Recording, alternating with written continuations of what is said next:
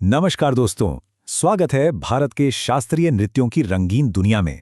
ये एक special revision है, खास तौर पर एसएससी परीक्षा की तैयारी को और भी मजबूत करने के लिए। तो अगर एसएससी परीक्षा की तैयारी चल रही है तो चलिए साथ में फटाफट दोहराते हैं। ये एक सुपर फास्ट रिवीजन होने वाला है ताकि सारे जरूरी फैक्ट्स आपका दिमाग में एकदम सेट हो जाएं। तो फिर शुरू किया जाए। ठीक है, तो सबसे पहले हम अपनी यात्रा शुरू कर रहे हैं दक्षिण भारत से, एक ऐसी जगह जहां की नृत्य परंपराएं बहुत ही रिच हैं और यहीं से कई वर्ल्ड फेमस डांस फॉर्म्स निकले हैं। तो देखिए, दक्षिण भारत के 3 बड़े नाम हैं: भरतनाट्यम, कुचिपुड़ी और कथकली। ये जो टेबल है ना, इसमें आपको एक ही जगह पर उनका राज्य, उनकी खासियत और मशहूर कलाकार सब मिल जाएगा।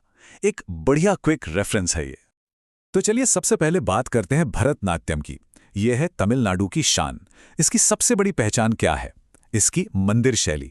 इसमें जो पोज होते हैं वो बहुत ही स्थिर और सुंदर होते हैं, मानो हर एक भाव से एक कहानी कह रहे हों। और हाँ, रुक्मिणी देवी अरुण जैसी महान कलाकारों ने ही इसे पूरी दुनिया में फेमस किया है। ओके, तमिलनाडु से अब चलते हैं आंध्र प्रदेश और देखते हैं कुचिपुड़ी को। ये डांस अपनी तेज रफ्तार और एनर्जी के लिए जाना जाता है। इसका स्टाइल एकदम थिएट्रिकल है, मतलब स्टेज पर कलाकार पूरे जोश और नाटक के साथ परफॉर्म करते हैं। सत्यम नारायण इसका एक बहुत बड़ा नाम है। और अब आते हैं केरल के मशहूर कथकली पर। अरे वाह, इसके बारे में तो सब जानते हैं। इसके कमाल के मुखौटे और भारी भरकम मेकअप। असल में ये एक स्टोरी टेलिंग आर्ट है जिसमें कलाकार रामायण और महाभारत जैसी कहानियों के कैरेक्टर्स को अपने एक्सप्रेशन से जिंदा कर देते हैं। तो दक्षिण भारत की यात्रा तो हो गई। चलिए अब रुख करते हैं उत्तर और पूर्वी भारत की तरफ और देखते हैं कि वहां कौन कौन सी मनमोहक नृत्य शैलियां हैं। यहां भी देखिए, एक टेबल है जिसमें 3 प्रमुख नृत्य हैं: कथक, ओडिसी और मणिपुरी। चलो अब एक एक करके इनको भी जरा करीब से जानते हैं। तो सबसे पहले उत्तर भारत का कथक। कथक का नाम सुनते ही क्या याद आता है? तेज चक्कर और जबरदस्त फुटवर्क। पैरों की वो जो थिरकन है ना, वही इसकी पहचान है। बहुत एनर्जी होती है इसमें। और सितारा देवी का नाम तो कथक के साथ हमेशा जुड़ा रहेगा। अब बात करते हैं ओडिशा के ओडिसी की। इसकी सबसे खास बात है मूर्तिकला जैसी मुद्राएं।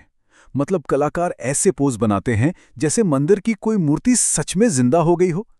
क्या कमाल का बैलेंस और खूबसूरती होती है इसमें, बहुत ही आकर्षक लगता है। और फिर है मणिपुर का मणिपुरी नृत्य। ये डांस फॉर्म ज्यादातर भगवान कृष्ण के जीवन और उनकी रास लीला पर ही आधारित होता है। इसका स्टाइल बहुत ही शांत और भक्ति से भरा हुआ है, जो इसे अध्यात्म से जोड़ता है।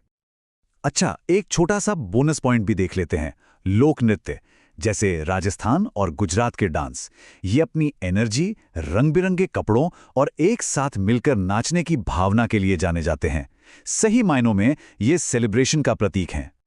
तो चलिए, अब तक जो भी हमने सीखा उसे टेस्ट करने का टाइम आ गया है। तैयार हैं सब? देखते हैं कितनी बातें याद रहीं। शुरू करते हैं कुछ प्रैक्टिस क्वेश्चंस।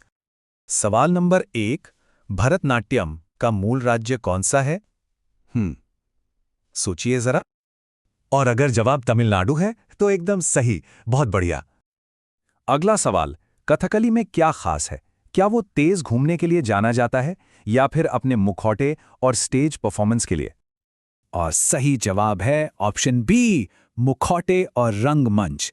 कथकली की पहचान ही उसका ड्रामेटिक मेकअप है। तीसरा सवाल स्क्रीन पर, मणिपुरी नृत्य किस देवता पर आधारित है? जी हां, बिल्कुल सही जवाब है सी, कृष्ण। हमने बात की थी ना कि मणिपुरी डांस की आत्मा ही कृष्ण भक्ति है। ओके, चौथा सवाल, ओडिसी नृत्य की सबसे यूनिक विशेषता क्या है? और इसका सही जवाब है ऑप्शन बी, मूर्तिकला जैसी मुद्राएं। याद है ना वो मंदिर की मूर्तियों वाला एग्जाम्पल? और ये रहा हमारा आज का आखिरी सवाल, कुचिपुड़ी नृत्य कहां से है? इसका सही जवाब है आंध्र प्रदेश। बहुत अच्छे, शानदार। उम्मीद है सारे जवाब सही दिए होंगे। तो उम्मीद है कि इस फटाफट रिवीजन से आपकी तैयारी को थोड़ी और मजबूती मिली होगी। अपनी मेहनत ऐसे ही जारी रखिएगा। परीक्षा के लिए हमारी तरफ से ढेर सारी शुभकामनाएं।